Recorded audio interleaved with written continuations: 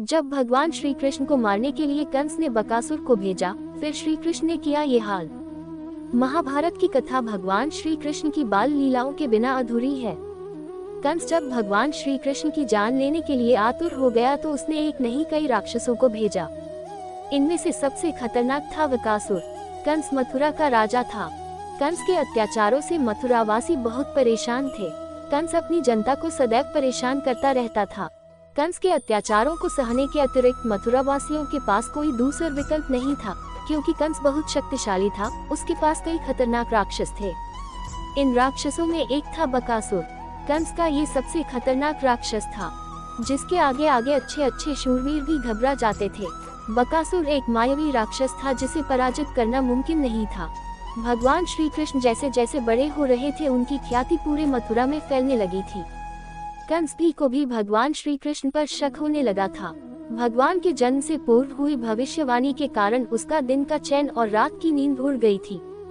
कंस को प्रतीत होने लगा था कि नंदराय का पुत्र ही देवकी के गर्भ से जन्मा 8वां बालक है, जो उसका वध करेगा। इस कारण वह कृष्ण को मारने के लिए कोई न कोई षड्यंत्र रचता रहता था।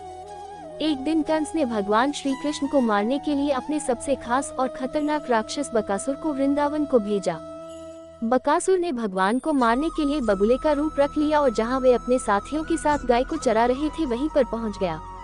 विशाल बगुला को देखकर भगवान श्री कृष्ण के सभी सखा घबरा गए और घर की तरफ भागने लगे। लेकिन भगवान श्री कृष्ण वहां से नहीं हिले और बगुले की तरफ देखने लगे।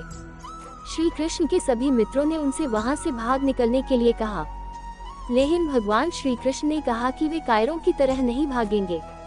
श्री कृष्ण ने यमुना के किनारे बगुले को रोक लिया, क्योंकि वे नहीं चाहते थे कि वह किसी गाय को अपना शिकार बनाए। लेकिन जब बगुला नजदीक आया तो भगवान ने समझ लिया कि यह कोई राक्षस है। वे बगुले के पास जा पहुंचे और उसकी गर्दन पकड़ ली। भगवान की पकड़ से उसे सांस लेने में दिक्कत होने लगी। वह धरती पर गिर गया। मौका पाकर भगवान उसके पेट में प्रवेश में कर गए। ग्वालों ने समझा कि बगुले ने कृष्ण को निगल लिया है। वे परेशान होकर घरों तरफ चिल्लाते हुए भागने लगे। उधर श्री कृष्ण ने पेट में पहुंचकर इतनी गर्मी पैदा कर दी कि एक बार फिर बगुला परेशान हो गया और उसने अपना मुख खोल दिया। तभी भगवान बाहर निकल आए।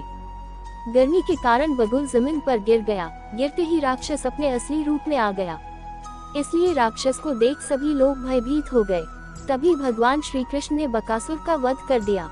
राक्षस के मरते ही सभी लोग प्रसन्न हो गए और भगवान श्री कृष्ण को गोद में उठा लिया। इस प्रकार बकासुर का अंत हो गया। कंस को जैसे ही बकासुर की मृत्यु की खबर मिली वह घबरा गया। अगर आपको मेरी ये कहानी अच्छी लगी हो तो प्लीज मेरे चैनल को सब्सक्राइब, लाइक और शेयर कर देना और बेल आइकन को प्रेस कर देना। धन्यवाद।